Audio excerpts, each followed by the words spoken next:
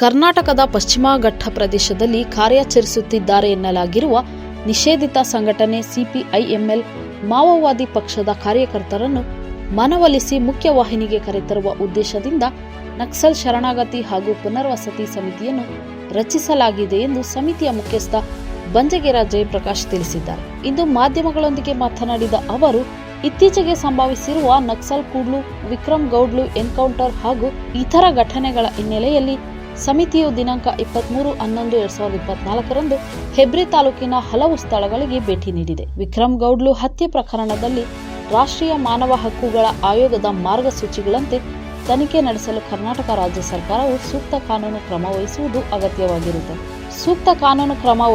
ಅಗತ್ಯವಾಗಿರುತ್ತದೆ ಎಂದು ಹೇಳಿದರು. ಸಂಸದೀಯ ಪ್ರಜಾಪ್ರಭುತ್ವ ವ್ಯವಸ್ಥೆಯಲ್ಲಿ ನ್ಯಾಯಾಂಗದ ಪರಿಧಿಯಿಂದಾಚೆ ಪೊಲೀಸ್ ಪಡೆಗಳಿಂದ ಘಟಿಸುವ ಹತ್ಯೆಗಳ ಕುರಿತು ಪಾರದರ್ಶಕತೆ ಹಾಗೂ ನ್ಯಾಯ ಪರಿಪಾಲನೆಯನ್ನು ಖಾತ್ರಿಪಡಿಸುವ ಹೊಣೆ ಸರ್ಕಾರದಾಗಿರುತ್ತದೆ ಎಂದರು.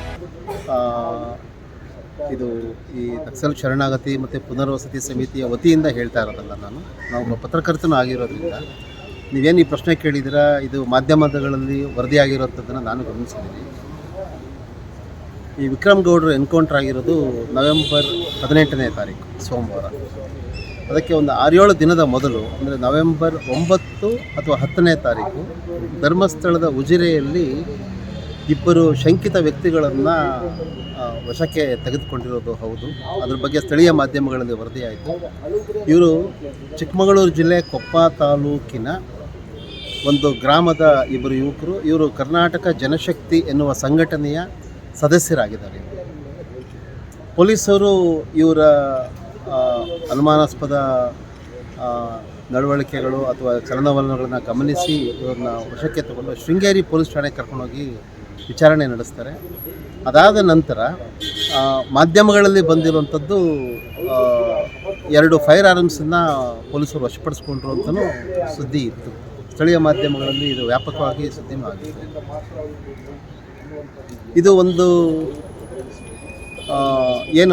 ಈಗ ರಾಜ್ಯದ ಮುಖ್ಯವಾಹಿನಿಯಲ್ಲಿ ಒಂದು ಸಣ್ಣ ಒಂದು ಸಂಘಟನೆ ಕರ್ನಾಟಕ ಜನಶಕ್ತಿ ಅಂತೇಳಿ.